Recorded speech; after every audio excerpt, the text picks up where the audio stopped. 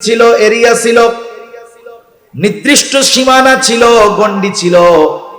কারণ দেখা গেছে পৃথিবীতে এক সময় একাধিক নবী ছিলেন, পাশাপাশি এলাকায় তারা অবস্থান করতেন। কিন্তু আমার আপনার নবীজির নবুয়তির পরিব্যাপ্তি কত দূর, আমার আপনার নবীজির নবুয়তির পরিব্যাপ্তি হলো তত দূর, আল্লাহ তাআলার রবুবিয়তের বিস্তৃতি যত দূর। তার মানে যেই জায়গার রব আল্লাহ, সেই জায়গার নবী রহমত মুহাম্মাদুর রাসূলুল্লাহ। পবিত্র কোরআনুল কারীমের সর্বাধিক পাঠিত সূরা সূরা ফাতিহা। সূরা ফাতিহা এমন এক সূরা প্রত্যেক নামাজের প্রতি রাকাতে লাগে। ইমামের পেছনে যখন পড়া হয়, ইমামের কেরাতি, মুসল্লির কেরাত, তখন আমরা পড়ি না, তখন ইমামেরটা শুনি। একা যখন সুন্নাত পড়ি, নফল পড়ি, তখন প্রতি রাকাতে সূরা ফাতিহা নিজে পড়ি। সূরা ফাতিহার শুরুতেই আমরা বলি আলহামদুলিল্লাহি রাব্বিল আলামিন। সকল প্রশংসা আল্লাহর জন্য। আল্লাহকে বলে যিনি জগৎ সমূহের রব। আলম একবচন, আলামিন বহুবচন, তার মানে আল্লাহ তাআলা বলেন জগৎ একটা নয়, অগণিত জগৎ আছে। মহাকাশ নিয়ে যারা গবেষণা করে, মাঝে মধ্যে দেখবেন তারা বলে এত আলোকবর্ষ দূরে একটা নতুন গ্রহের সন্ধান পাওয়া গেছে, নতুন একটা আলম, নতুন একটা জগতের সন্ধান পাওয়া গেছে। গোটা পৃথিবী ব্যাপী তোলপাড় সৃষ্টি হয়ে যায় যে পৃথিবীবাসী নতুন করে একটা স্থানের সন্ধান পেয়েছে, ওই জায়গায় মানব বসতি স্থাপন করা হবে। তাহলে নাসা যদি নতুন একটা আলম তথা জগতের সন্ধান পায়, গোটা পৃথিবীতে তোলপাড় সৃষ্টি হয়ে যায়।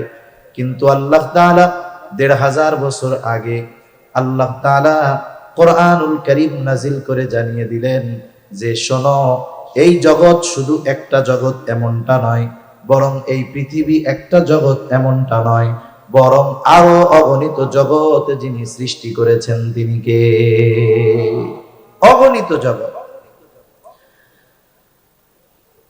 যেই আল্লাহ জগৎ সমূহের রব, সেই আল্লাহ কোরআনুল কারীমের মধ্যে ঘোষণা দেন ওয়ামা আরসালনাকা ইল্লা রাহমাতাল লিল আলামিন।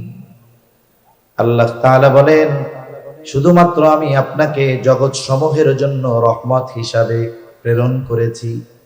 তার মানে যত জগৎ আছে সব জগতের রব প্রতিপালক আল্লাহ, আর যত জগৎ আছে সব জগতের জন্য রহমত হলেন মুহাম্মাদুর রাসূলুল্লাহ। গোটা সৃষ্টি জগতের মধ্যে শুধু এই পৃথিবী না, পৃথিবী তো মহাকাশের নিচে। পৃথিবীর অবস্থানটা কেমনে ব্যাখ্যা করা যায়? মহাকাশের নিচে পৃথিবীর অবস্থানটা হলো সমুদ্রের মধ্যে এক ফোঁটা পানির যেমন অবস্থান, মহাসমুদ্রের মধ্যে এক ফোঁটা পানি যেমন, প্রথম আসমানের নিচে পৃথিবীর অবস্থান তেমন। তার মানে এটা গোনার মধ্যেই কিছু নেই। এত সুবিশাল আল্লাহ তাআলা এই প্রথম আসমানকে আল্লাহ তাআলা সৃষ্টি করেছেন, আর এর নিচে সব গ্রহগুলো। এরকম তো একটা না, আরো ৬টা আছে। তাহলে এইরকম যত জগৎ আছে, সব জগতের মধ্যে কোন একটা ইঞ্চি জায়গা নাই যে যেই জায়গার রব আল্লাহ তাআলা নয়। এরকম কোন জায়গা আছে নাকি? দ্বিতীয় আসমানের নিচে আছে নাকি ২-১ ইঞ্চি জায়গা যে জায়গার রব আল্লাহ তাআলা নয়? আছে এরকম? কোথাও নাই। যেমন গোটা সৃষ্টি জগতের মধ্যে ১ ইঞ্চি জায়গাও নাই যেই জায়গার রব আল্লাহ তাআলা নয়, অনুরূপ ভাবে গোটা সৃষ্টি জগতের মধ্যে ১ ইঞ্চি জায়গাও নাই যেই জায়গার রহমত আমার আপনার নবী নয়। তিনি সকলের জন্য নবী, তিনি সব সৃষ্টির জন্য তিনি রহমত।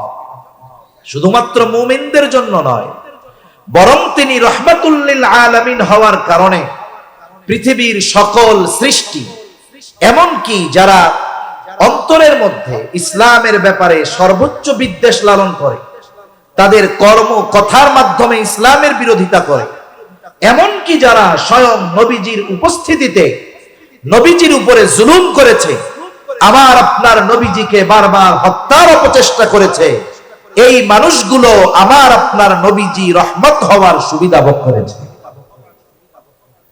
গোটা পৃথিবীর কাফেররা নবীজি রাহমাতুল লিল আলামিন হওয়ার সুবিধা ভোগ করতেছে, কিয়ামত পর্যন্ত করবে।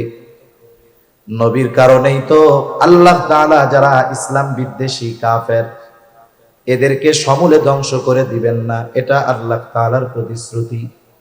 তা না হলে যেই পরিমাণ পাপাচার অনাচার, নবীজি যদি আল্লাহ তাআলার কাছে এই ফরিয়াদ না করতেন, তাহলে দেখা যাইতো অতীতের অনেক উম্মতের মতো এই উম্মতেরও কিছু মানুষের উপরে এমন আযাব আসতো যে তারা সমূলে নির্মূল হয়ে যাইত। এজন্য আমার আপনার নবীর কারণে সমূলে নির্মূল করে দেওয়া হয় না। শুধু তাই না, আবু জেহেল, উতবা, শায়বা এরাও নবীজির কারণে বাইচা গেছে।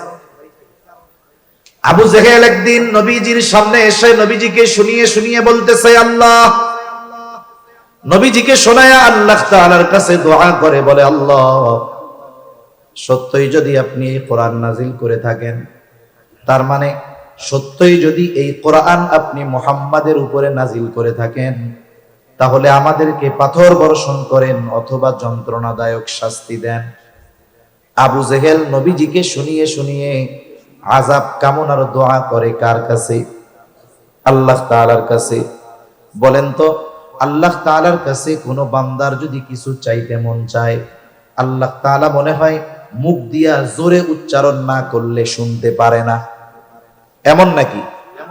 বরং কথা মুখে আনা লাগে না, হৃদয়ে যদি থাকে কোনো কথা, দুনিয়ার কেউ না জানলেও জানেন কে? আল্লাহ তাআলা জানেন। তাহলে ওর যদি আযাব গজব মনেই চায় যে আসুক আমার উপরে, তাহলে নবীজিকে শুনিয়ে শুনিয়ে বলার দরকার কি? গভীর রাতে উঠে আল্লাহ তাআলার কাছে বললেই তো হইল। এক নাম্বার বলার কারণ হলো যে আসলে এই কথার দ্বারা নবীজিকে একটু খোসা দিতে চায়, কষ্ট দিতে চায় কথার মাধ্যমে। দুই নাম্বার বিষয় হলো যে মক্কার মুশরিকেরা আল্লাহ তাআলার কাছে কেন চায়, দোয়া করে? ওরা তো ওদের দেবদেবীদের কাছে গিয়া বলবে। বাস্তবতা হলো মক্কার মুশরিকেরা যদিও আল্লাহ তাআলার সাথে শিরিক করত, তবেও তারা আল্লাহ তাআলার অস্তিত্বে অবিশ্বাসী ছিল না, বরং স্রষ্টা হিসাবে তারা আল্লাহ তাআলাকে বিশ্বাস করত। এ কথা আমার নয়, বরং কোরআনুল কারীমের মধ্যে আল্লাহ তাআলা বলেন, ওয়ালা ইন সাআলতাহুম মান খালাকাস সামাওয়াতি ওয়াল আরদ লা ইয়াকুলুন্নাল্লাহ। আল্লাহ তাআলা বলেন, আপনি যদি তাদের কাছে জানতে চান, তাদেরকে যদি জিজ্ঞাসা করেন মান খালাকাস সামাওয়াতি ওয়াল আরদ, আসমান এবং জমিনের স্রষ্টাকে, এই প্রশ্ন যদি আপনি তাদের কাছে করেন, ওরা ওদের দেবদেবীদের কথা বলবে না। জবাব কি দিবে? আল্লাহ তাআলা দুইটা তাকিদ দিয়ে তাদের জবাব বলেন। আল্লাহ তাআলা বলেন, লা ইয়াকুলুন্নাল্লাহ, আপনার এই প্রশ্নের জবাবে অবশ্যই অবশ্যই তারা বলবে আসমান এবং জমিনের স্রষ্টা হলেন আল্লাহ। নবী জিজ্ঞাসা করবেন কাফেরদের, আসমান জমিনের স্রষ্টাকে। কাফেররা জবাব কি দিবে? যে লাত, মানাত, উজ্জা না, বরং আল্লাহ তাআলা দুইটা তাকিদ সহকারে বলেন অবশ্যই অবশ্যই এরা বলবে আসমান জমিনের স্রষ্টা কে? আল্লাহ। আল্লাহ তাআলা এক জায়গায় বলেন, ওয়ালা ইন সাআলতাহুম মান নাযালা মিনাস সামাই মাআন ফাআহইয়া বিহিল আরদা বা'দা মাউতিহা। আপনি যদি তাদের জিজ্ঞাসা করেন মান নাযালা মিনাস সামাই মা, কে আসমান হতে বাড়ি বর্ষণ করে, পানি বর্ষণ করে। শুধু তাই না, ফাআহইয়া বিহিল আরদা বা'দা মাউতিহা, ওই পানি বর্ষণ করার দ্বারা মৃত জমিন তথা ফসল উৎপাদনের অনুপযুক্ত জমিনকে কে ফসল উৎপাদনের জন্য উপযুক্ত করে তুলে। অর্থাৎ ওই পানির দ্বারা মৃত জমিনকে কে পুনরুজ্জীবিত করে তুলে। ওরা ওদের দেবদেবীদের কথা বলবে না, কি বলবে জবাবে? আল্লাহ তাআলা বলেন, লা ইয়াকুলুন্নাল্লাহ, আপনার এই প্রশ্নের জবাবে অবশ্যই অবশ্যই তারা বলবে এগুলো যিনি করেন তিনি কে? বলবে অবশ্যই অবশ্যই আল্লাহ এগুলো দেন। আল্লাহ তাআলা আরেক জায়গায় বলেন ওয়ালা ইন সাআলতাহুম মান খালাকাহুম লা ইয়াকুলুনাল্লাহ। আপনি যদি তাদের জিজ্ঞাসা করেন তাদের স্রষ্টাকে, কে তাদেরকে সৃষ্টি করেছে, তারা নাস্তিকদের মতো বলবে না এমনিই হয়ে গেছি, প্রাকৃতিক ভাবে হয়েছি, বরং কি বলবে লা ইয়াকুলুনাল্লাহ, অবশ্যই অবশ্যই আমাদের স্রষ্টা হলেন আল্লাহ। তাহলে আল্লাহ তাআলার অস্তিত্বের ব্যাপারে তাদের কি দৃঢ় বিশ্বাস ছিল, কিন্তু তারা এমন কিছু আল্লাহ তাআলার সাথে শিরক করত যার কারণে তাদের এই বিশ্বাস মূল্যহীন হয়ে গেছে, কোনো দাম নেই। আবার নবীজি এক জায়গায় বলেন আবু জেহেল আল্লাহ তাআলার কাছে দোয়া করেছে, আল্লাহ তাআলা আবু জেহেলের দোয়া কবুল করেছেন।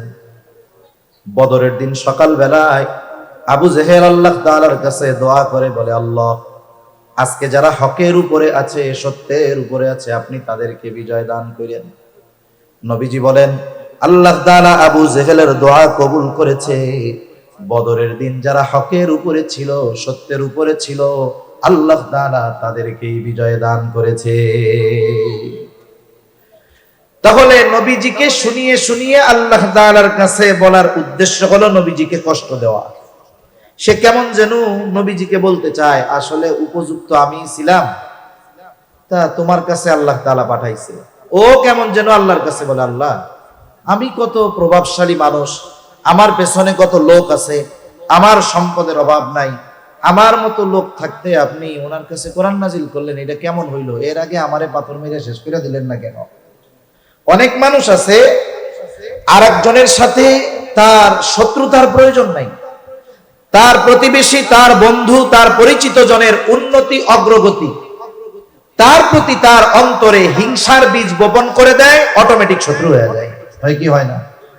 অনেক সময় তো মানুষ অনেকের উন্নতি দেখা বলে, এই লোকটার এই অবস্থা হইলো, আরে আল্লাহ এই লোকটা এরকম হইলো, এই দৃশ্য দেখার আগে, এই কথা শোনার আগে আমি মরলাম না কেন? এরকম বলে না অনেকে?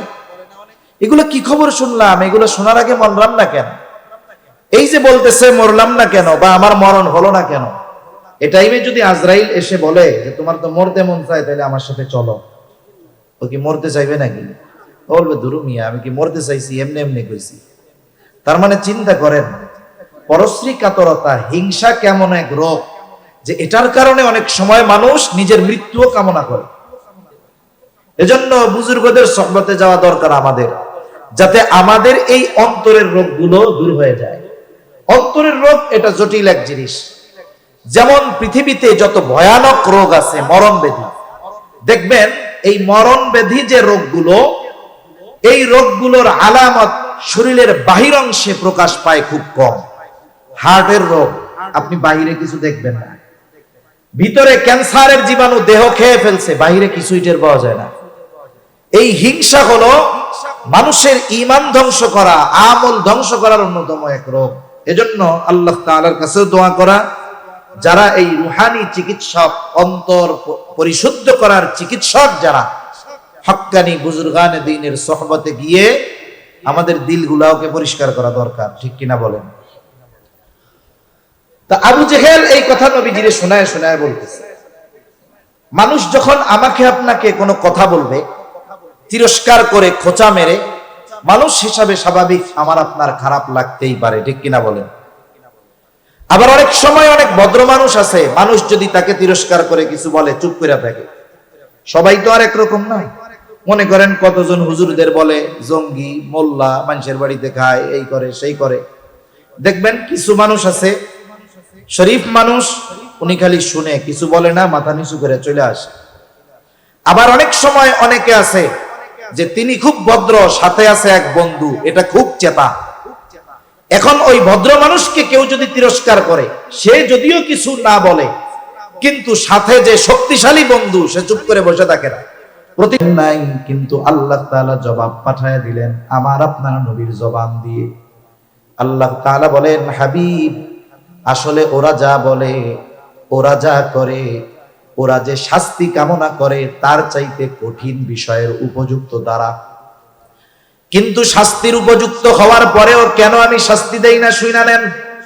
আল্লাহ তাআলা বলেন, ওয়ামা কানাল্লাহু লিয়ুআযযিবাহুম ওয়া আনতা ফীহিম। শাস্তি দেই না কেন? এটা আপনার সম্মানার্থে। আপনি যতক্ষণ তাদের মধ্যে আছেন শুধুমাত্র আপনার সম্মানার্থে আমি তাদেরকে আযাব দেই না। তাহলে আবু জেহেল, উতবা, সায়েবা সহ এরা শাস্তির উপযুক্ত, শাস্তি পাওয়ার মতো কথা কাজ সবকিছু করার পরেও আল্লাহ তাআলা আযাব কেন দেন নাই? বলে আপনি আছেন এই জন্য দেই নাই। কেন দেই নাই? বলে আপনি তো রাহমাতুল লিল আলামিন, আপনি এই পৃথিবীতে আছেন আর শাস্তি দেব, আযাব দিব, এটা হতে পারে না। কারণ আযাব আর রহমত একসাথে থাকতে পারে।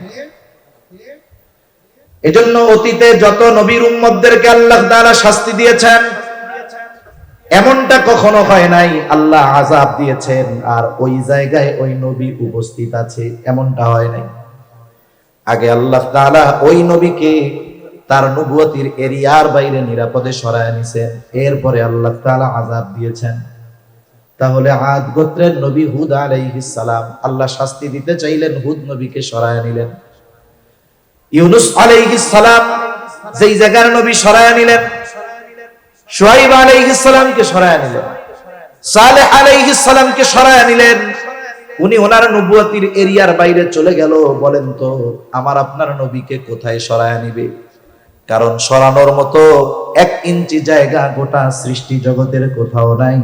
কারণ আমার আপনার নবী হলেন রাহমাতুল লিল আলামিন। আমার আপনার নবীর সম্মানার্থে কাফেররা শাস্তি পায় নাই নগদে, নাইলে ওরা যা করছে শাস্তির উপযুক্ত ছিল। তাহলে যে কথা থেকে গেলাম, নবীজি রাহমাতুল লিল আলামিন হওয়ার এই সুবিধা শুধু মুমিনরা ভোগ করে তা নয়, কাফেররাও ভোগ করতেছে, ঠিক কিনা বলেন? আবার দেখেন এই উম্মতের জন্য নবীজির কেমন দয়া। আল্লাহ তাআলা তার অন্তরটাকে কত নরম বানায় দিয়েছে, অন্তরের মধ্যে কত রহমত, কত দয়া ভরপুর করে দিয়েছে। আব্দুল্লাহ ইবনে আমর ইবনুল আস রাদিয়াল্লাহু তাআলা আনহু থেকে বর্ণিত, নবীজি কোরআন থেকে তিলাওয়াত করলেন যা আল্লাহ তাআলা ইব্রাহিম আলাইহিস সালামের ব্যাপারে নাজিল করেছেন। কোরআনে কি নাজিল করেছেন? আল্লাহ কোরআনুল কারীমের 13তম পারা সূরা ইব্রাহিমের মধ্যে আল্লাহ তাআলা ইব্রাহিম আলাইহিস সালাম তার গুনাহগার উম্মতের জন্য ক্ষমা চেয়ে আল্লাহ তাআলার কাছে দোয়া করেছেন। ওই দোয়ার কথাটাই আল্লাহ তাআলা কোরআনে জানিয়ে দিয়ে বলেন, রব্বি ইন্নাহুন্না আযলালনা কাসীরাম মিনান নাস ফামান তাবিআনি ফাইন্নাহু মিন্নী ওয়া মান আসানি ফাইন্নাকা গফুরুর রহিম। ইব্রাহিম আলাইহিস সালাম বলেন, ও রব, এই প্রতিমাগুলো, এই মূর্তিগুলো অধিকাংশ মানুষকে পথচ্যুত করে ফেলেছে। ফামান তাবিআনি ফাইন্নাহু মিন্নী, যে আমার আনুগত্য করেছে সে তো আমার দলভুক্ত। আমান আসানি, যে আমার আনুগত্য করে নাই, যদিও করে নাই, যদিও মানে নাই, তথাপিও তো ইব্রাহিম আলাইহিস সালামের উম্মত।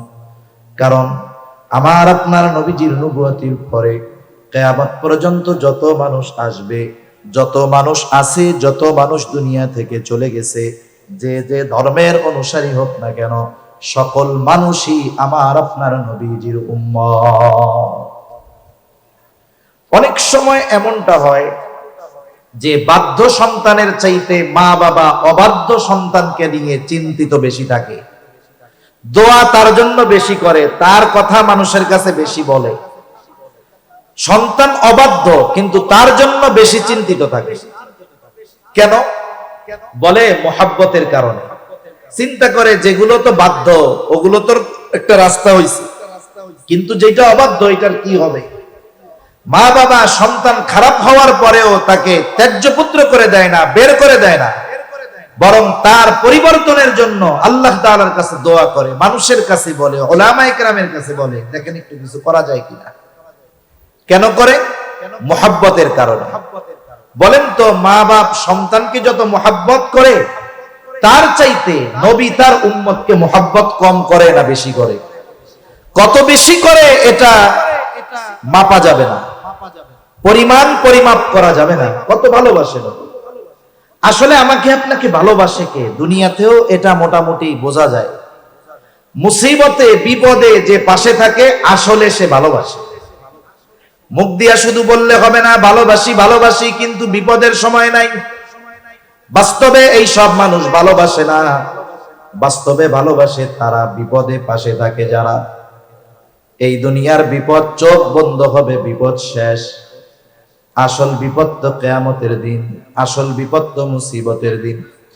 দুনিয়ার বিপদে, দুনিয়ার মুসিবতে সন্তান যদি বিপদে পড়ে বাবা সাহায্যের জন্য দৌড়িয়ে যায়, ভাই বিপদে পড়লে ভাই যায়, বাবা পড়লে ছেলে যায়, ছেলে পড়লে বাবা যায় সাহায্য করার জন্য।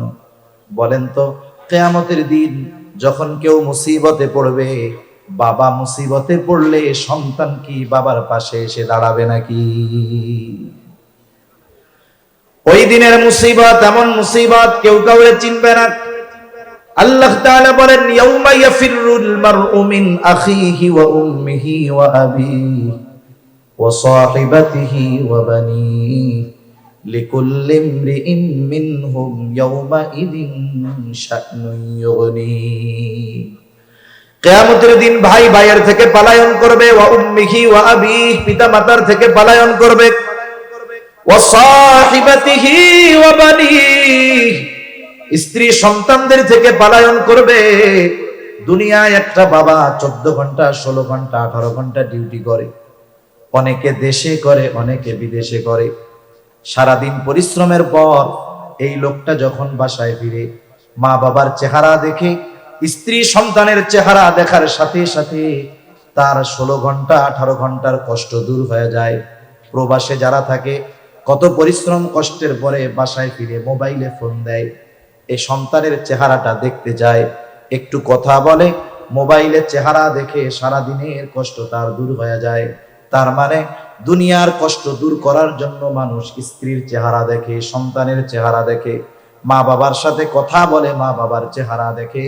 কিন্তু কিয়ামতের দিন ওই মুসিবত এমন মুসিবত, যেই দিন সন্তানের চেহারা দেখলে চিন্তা দূর হবে না, মা বাবার চেহারা দেখলে চিন্তা দূর হবে না, বরং ওই দিন মানুষেরা স্ত্রী সন্তানদের চেহারা দেখাটাকে আরো বড় মুসিবতের কারণ মনে করবে। এই জন্য একজন একজনের থেকে পালাতে থাকবে। সেই দিন সবাই নিজ চিন্তায় বিভোর থাকবে, চিন্তিত থাকবে সবাই। আমার আপনার নবীজিও চিন্তিত থাকবে, তবে সবাই চিন্তিত থাকবে নিজের জন্য, নবীজি চিন্তিত থাকবেন উম্মতের জন্য। কেমন চিন্তিত থাকবেন? একটা মানুষ যদি পেরেশানিতে থাকে, চিন্তায় থাকে, যত আরামের বিছানা দেওয়া হোক না কেন, শীতাতপ নিয়ন্ত্রিত ব্যবস্থা থাকুক না কেন, সে বিছানায় যখন শুয়ে পড়ে ঘুমের ট্যাবলেট খাইলেও তার ঘুম আসে না। পায়চারি করে, বাহিরে যায়, ছাদে যায়, হাঁটাহাঁটি করে, এক জায়গায় সে স্থির থাকতে পারে না। নবীজি কিয়ামতের দিন উম্মতের চিন্তা এক জায়গায় থাকবেন না। নবীজি একবার চলে যাবেন হাউজে কাউসারের কাছে, না জানি তার কোন উম্মত পানি পানে মাহরুম হয়ে যায়। আর একবার চলে যাবেন মিজানের কাছে, না জানি তার কোন উম্মত ওজনে ধরা পড়ে যায়। আবার চলে যাবেন জাহান্নামের কাছে, না জানি কোন উম্মতকে জাহান্নামে দিয়ে দেওয়া হয়। আর একবার চলে যাবেন পুলসিরাতের কাছে, না জানি কোন উম্মত পুল পাড়ি দিতে ব্যর্থ হয়ে যায়। আবার উম্মতের জন্য সুপারিশ দরকার, আল্লাহ তাআলার কাছে চলে যাবেন সুপারিশ করার জন্য। সব নবী জান্নাত অভিমুখে রওনা হয়ে যাবে, জান্নাতের দোরগোড়ায় পৌঁছিয়ে যাবে, কিন্তু জান্নাতের দরজা বন্ধ। বলে খোলো না কেন? বলে যিনি আসলে খোলা হবে তিনি আসেন নাই। কোথায় তিনি? হাসরের ময়দানে। কি করতেছেন? উম্মতের চিন্তায় বিভোর। বলে নবী ততক্ষণ পর্যন্ত জান্নাত অভিমুখে রওনা হবে না, যতক্ষণ না তার ওই উম্মত যার অন্তরে যাররা পরিমাণ হলেও ঈমান ছিল, তার ব্যাপারে যতক্ষণ আল্লাহ তাআলার পক্ষ থেকে জান্নাতের নিশ্চয়তা না আসবে, ততক্ষণ পর্যন্ত আমার আপনার নবী নিজে জান্নাত অভিমুখে রওনা হবে না। তাহলে বাস্তবতা হলো মা বাবা কতটুকু ভালোবাসে তার চাইতে বেশি ভালো আমার আপনার নবী আমাকে আপনাকে বাসে। ইব্রাহিম আলাইহিস সালাম তার উম্মতকে ভালোবাসে, এই জন্য আল্লাহ তাআলার কাছে কেমন যেন বলতে চায়, ও রব, যারা আমার আনুগত্য করে নাই তারাও তো আমার উম্মত, ফা ইন্নাকা গফুরুর রহিম। কেমন যেন বলতে চায় আপনি তো গফুর, আপনি তো রহিম, আপনি চাইলে আমার এই গুনাহগার উম্মত গুলাকেও মাফ করে দিতে পারে। وقال عيسى عليه السلام إن تعذبهم فإنهم عبادك وإن تغفر لهم فإنك أنت العزيز الحكيم। ঈসা আলাইহিস সালাম তার গুনাহগার উম্মতের জন্য আল্লাহ তাআলার কাছে দোয়া করে বলে, ইন তুআযিবুহুম ফাইন্নাহুম ইবাদুক, আপনি যদি তাদেরকে শাস্তি দেন তারা তো আপনারই বান্দা, ওয়া ইন তাগফির লাহুম ফাইন্নাকা আনতাল আজিজুল হাকীম, আর আপনি যদি তাদেরকে মাফ করে দেন, আরে আপনি তো আজিজ, আপনি তো হাকিম, আপনি মহাপরাক্রমশালী, মহাপ্রজ্ঞাময়। ঈসা আলাইহিস সালাম কেমন যেন বলে, আল্লাহ আমার উম্মত আপনার গুনাহগার বান্দাগুলারে আপনি মাফ করে দেন। দুই নবী তার উম্মতের জন্য ক্ষমা চেয়ে আল্লাহ তাআলার কাছে দোয়া করছে। নবীজি উম্মতের কথা তো সব সময় অন্তরে আছে, যার বাবা মারা গেছে সব সময় অন্তরে বাবার কথা থাকে না? থাকে।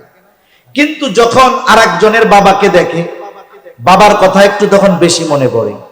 নবীজি সব সময় উম্মতের চিন্তা করেন, কিন্তু দুই নবী যখন উম্মতের ব্যাপারে দোয়া করছে উম্মতের কথা একটু বেশি মনে পড়ে গেছে। এবার নবীজি কি করলেন? ফারাফা ইয়াদাইহি ওয়া ক্বালা আল্লাহুম্মা উম্মতি উম্মতি ওয়া বাকা।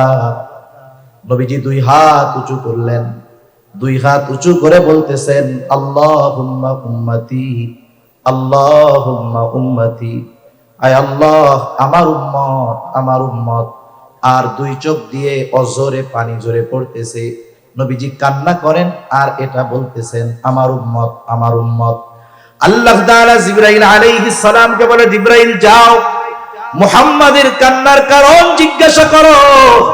জিবরাইল আলাইহিস সালাম চলে এসেছে, এসে জিজ্ঞাসা করে আপনার কান্নার কারণ কি? যদিও আপনার কান্নার কারণ আপনার মালিক জানে, এরপরেও তিনি শুনতে চায়। আরে আল্লাহ জানার পরে কেন শুনতে চায়? মাঝে মধ্যে আমি বলি, বৃহস্পতিবার বিকাল বেলায় মক্তবের বা হিফজখানার ছোট একটা বাচ্চা ওস্তাদের কাছে গেছে আসরের পরে, ওস্তাদের পাশে বসে শুধু কান্না করে, কিছু বলে না। ছোট বাচ্চা, বলেন তো বৃহস্পতিবারে কোন মক্তবের বা হিফজখানার ছোট বাচ্চা যদি হুজুরের পাশে বসে কান্না করে, কি জন্য কান্না করে ওস্তাদকে বলার দরকার আছে নাকি? বলেন তো কেন কান্না করে? ছুটি চায়, বাসায় যেতে চায়, ওস্তাদও বুঝে, জিজ্ঞাসা করে কান্না করো কেন? এবার কান্নার গতি আরো বাইরা যায়। ও চিন্তা করে আমি কাঁদতেছি কেন? হুজুর বোঝার পরেও আবার জিজ্ঞাসা করে কেন? হুজুর বলে, তুমি যতই কান্নাকাটি করো লাভ নাই, কারণ আগে কও। এইবার কান্না জড়িত কণ্ঠে ছেলেটা ওস্তাদের কাছে বলে, ওস্তাদ আমার আম্মাকে একটু দেখতে মন চায়, ছোট ভাইটাকে একটু দেখতে মন চায়, একটু ছুটি দেন, বাড়িতে যাব। ওস্তাদ এবার একটা হাসি দিয়া বলে, যাও আগামীকাল মাগরিবের আগে চলে আসবা। এখন কথা হলো, ছাত্রের কান্নার কারণ জানার পরেও ওস্তাদ ছাত্রর মুখে শুনতে চায় কেন? বলে এটা হলো ওস্তাদ আর ছাত্রের মধ্যে মহব্বতের বহিঃপ্রকাশ। নবীজি কান্না করে কেন জানার পরেও কেন আল্লাহ শুনতে চায়? বলে এটা হলো আমার আপনার নবীর প্রতি আল্লাহ তাআলার ভালোবাসার বহিঃপ্রকাশ। উম্মতের ব্যাপারে সব কথা খুলে বলছে জিবরাইল আলাইহিস সালামকে। জিবরাইল আলাইহিস সালাম গিয়ে বলে, আল্লাহ আপনার হাবিবের কান্নার কারণ তার উম্মত। আল্লাহ তাআলা বলে, যাও আমার হাবিবকে মুহাম্মদকে গিয়া জানায় দাও, অচিরেই আমি তাকে তার উম্মতের ব্যাপারে সন্তুষ্ট করব, অসন্তুষ্ট করব না। আল্লাহ তাআলা কোরআনুল কারীমের মধ্যে সূরাতুদ দুহার মধ্যে বলেন, ওয়ালা সাউফা ইউতিকা রাব্বুকা ফাতারদা, অচিরেই আপনার রব আপনাকে এমন কিছু দিবেন যে আপনি খুশি হয়ে যাবেন। এই আয়াতের তাফসীরে এই হাদিসটা আসছে। আর এর জবাবে নবী বলেন, আমি ততক্ষণ পর্যন্ত খুশি হব না যতক্ষণ আমার সব উম্মতকে আল্লাহ মাফ করবে না। তাহলে নবীজির প্রতি আমাদের প্রতি নবীজির ভালোবাসা কেমন, এটা বোঝার জন্য দুনিয়ার কোন মানুষের স্বাক্ষর দরকার নাই, আরো অনেক হাদিস উপমা দেওয়া যাবে। অল্প সময়ের মধ্যে শুধু আল্লাহ তাআলার কথাটা বইলা শেষ করে দেই। কারণ দুনিয়ার অনেক মানুষ আছে, হাজার মানুষের বিপরীতে একজনের কথাকে গ্রহণযোগ্য ধরা হয়। হাজার মানুষ একদিকে আর এক ব্যক্তি একদিকে, ঠিক কিনা বলেন? আল্লাহ রাব্বুল আলামিন স্বয়ং নিজে জানিয়ে দেন নবীজির আমাদের প্রতি কত মায়া, কত দয়া, কত মোহাব্বত, কত ভালোবাসা। আল্লাহ তাআলা সেই কথা কোরআনুল কারীমের মধ্যে বলেন, লাকাদ জাআকুম রাসূলুম মিন আনফুসিকুম আজিজুন আলাইহি মা আনিতুম হারিসুন আলাইকুম বিল মুমিনিনা রাউফুর রহিম। আল্লাহ তাআলা বলেন, তোমাদের মধ্য থেকে তোমাদের জন্য এমন একজন রাসূল এসেছেন। কেমন সেই রাসূল? আল্লাহ তাআলা এক নাম্বার বলেন আজিজুন আলাইহি মা আনিতুম, তোমাদের জন্য যেটা কষ্টের সেটা তার জন্য কষ্টের। তার মানে তিনি হলেন সমব্যথী। তোমরা যেটাতে কষ্ট পাও তিনিও সেটাতে কষ্ট পায়। এটা আবার কেমন কথা? আমার হাত কেটে গেছে, আমার পা কেটে গেছে, হাত ভেঙে গেছে, কষ্ট তো আমি পাবো, আপনি কেমনে পাবেন? এই যে একজনের কষ্টে আরেকজন যে কষ্ট অনুভব করে, এটার মূল কালেকশন হলো মোহাব্বত, ভালোবাসা। মনে করেন একজনের ছোট বাচ্চা 2 বছর 3 বছর বয়স, 2 বছরের বাচ্চা গভীর রাত প্রচন্ড জ্বরাক্রান্ত, এতটা জ্বর, গা ফেটে যায়, চোখগুলো টলমল করতেছে পানিতে, জ্বরের যন্ত্রণায় কষ্টে ছোট বাচ্চার জবান দিয়ে কষ্টের আওয়াজ বের হচ্ছে, আহ। গভীর রাত, দোকানও খোলা নাই, ডাক্তারের কাছে নেওয়ার কোনো উপায় নাই। সন্তানের এত কষ্ট, পাশে বসে আছে তার মা বাবা। যাদের সন্তান আছে অনুধাবন করতে পারবেন। বলেন তো, জ্বরাক্রান্ত ওই শিশু বাচ্চা জ্বরের কারণে যত কষ্ট পায়, তার পাশে বসে থাকা সুস্থ মা বাবা সন্তানের চাইতে কষ্ট বেশি পায় না কম পায়? কম না বেশি পায়?